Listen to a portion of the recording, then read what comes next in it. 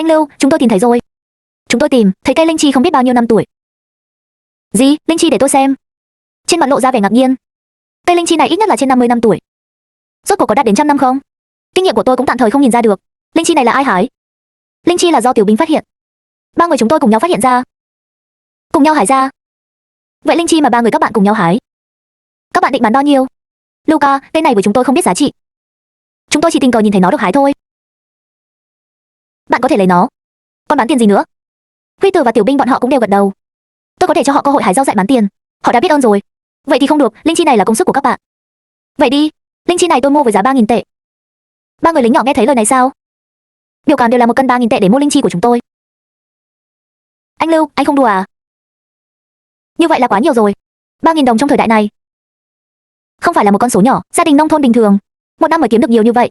Họ tình cờ đào được một cây linh chi, có thể đứng đầu thu nhập của một năm. Thỏa thuận đã xong. Tôi cũng không nói nhảm, về nhà và lấy 3.000 ra, chia cho 3 người, mỗi người 1.000. Tăng cầu 3 người nhìn thấy 1.000 trên tay, cảm thấy rất sốc. Đây là lần đầu tiên họ thấy nhiều tiền như vậy.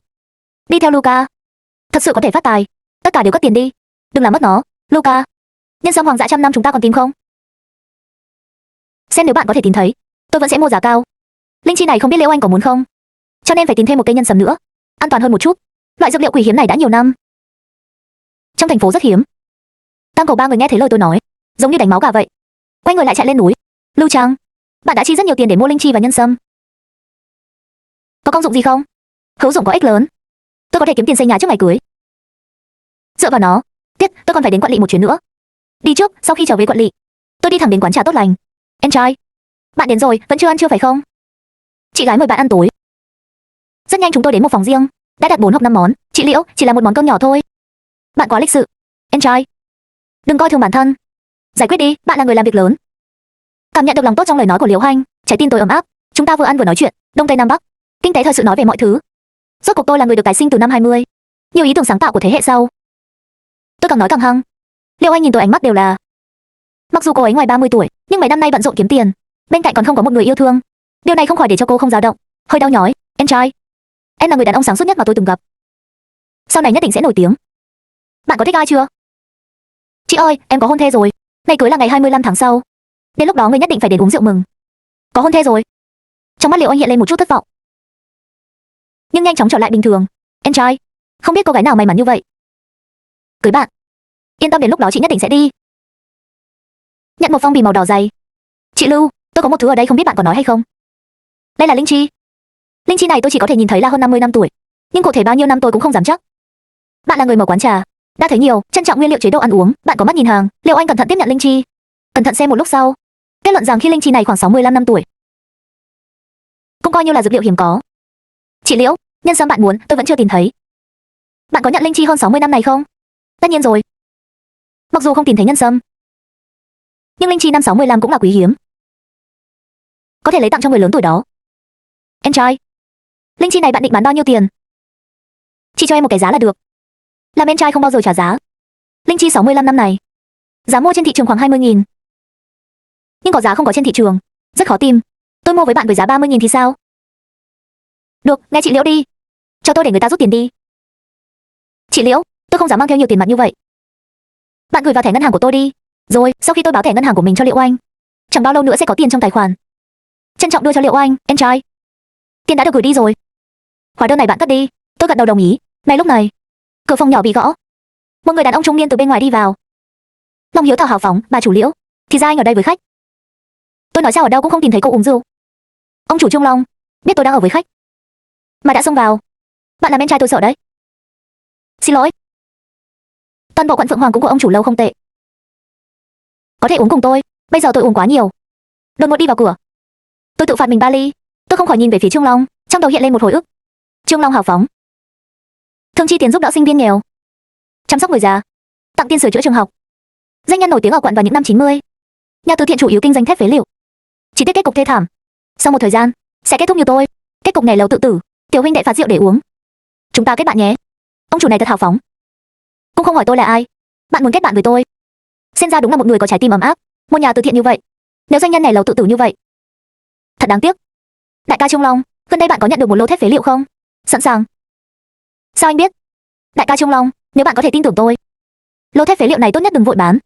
Kiểm tra trước rồi nói sau. Nghe tôi nói vậy, Trương Long càng ngày càng nghi hoặc lai lịch của tôi. Nhưng lô thép phế liệu đó là anh ta mua được với giá rất lớn, để bán nhanh. Chuẩn bị vốn để đi nước ngoài mua phế liệu thép.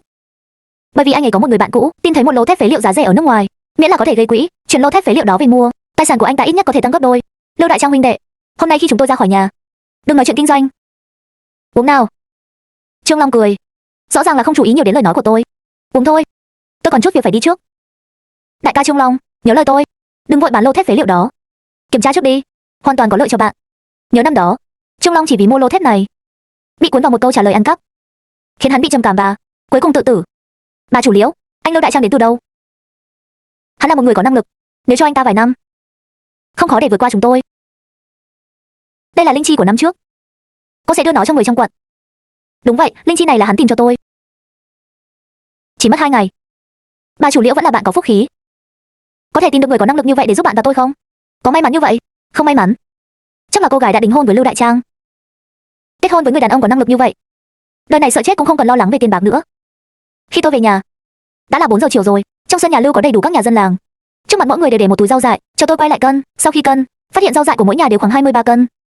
Rõ ràng là hái thêm một ít. Đại Trang, chúng tôi vô tình nhặt thêm một ít. Nếu bạn không muốn, chúng tôi lấy về và tự xào. Tôi lắc đầu, lấy tiền ra trả tiền rau dại theo cân nặng. Người trong làng đều nghèo, sợ muốn kiếm thêm chút tiền cũng là hợp lý. Những loại rau dại này mặc dù đầy màu sắc, nhưng chất lượng đều tốt. Tôi cũng lời mặc cả từng cân, tôi vẫn là câu nói đó. Mỗi gia đình chỉ nhận 20 cân. Nhiều quá. Mọi người đều nhớ rồi. Đừng đến lúc đó, bởi vì không muốn rau dại của nhà bạn gây rắc rối với tôi, mọi người đều gật đầu đồng ý. Sau vài lời khen ngợi tôi, tất cả về nhà làm bữa tối. Tổng giám đốc Trương, bạn thực sự rất thông minh, có thể nhận được số lượng lớn thép phế liệu như vậy. Lô thép phế liệu này chờ chúng tôi bán hết, ít nhất có thể kiếm cho anh ta 180.000. Làm sao anh ta biết tôi đã nhận một lô phế liệu mới? Tôi rõ ràng không nói với ai. Ôi chao, anh ấy bảo tôi đừng bán lô thép phế liệu này nhanh như vậy. Nghĩa là sao? Có thể nói lô thép phế liệu này có vấn đề không? Tổng giám đốc Trương, ông sắp có một khoản tiền lớn vào tài khoản rồi. Cô có vẻ không vui chút nào. Kế toán này theo Trương Long mười mấy năm, có thể nói là trụ chính của công ty này, cũng sở hữu cổ phần. Trương Long có chuyện gì cũng sẽ thương lượng với cô ta. Trương Long suy nghĩ một chút, hay là chuyện hôm nay gặp tôi, nói với kế toán đó. Giám đốc Trương, sự lo lắng của bạn không phải là không có lý. 2 năm nay giá của phí cương liên tục tăng, nhiều người đang để mắt đến chiếc bánh này, sẽ không ai động não đâu. Hơn nữa tôi vừa nghe tổng giám đốc Trương nói, chủ nhân ban đầu của lô thép phế liệu này là bán cho bạn nửa đầy nửa bán. Không thể đảm bảo đây không phải là cái bẫy, nếu không thì đưa người đến nhà kho kiểm tra cẩn thận xem những thép phế liệu đó có vấn đề gì không. Phải kiểm tra kỹ một chút. Tôi đi với anh.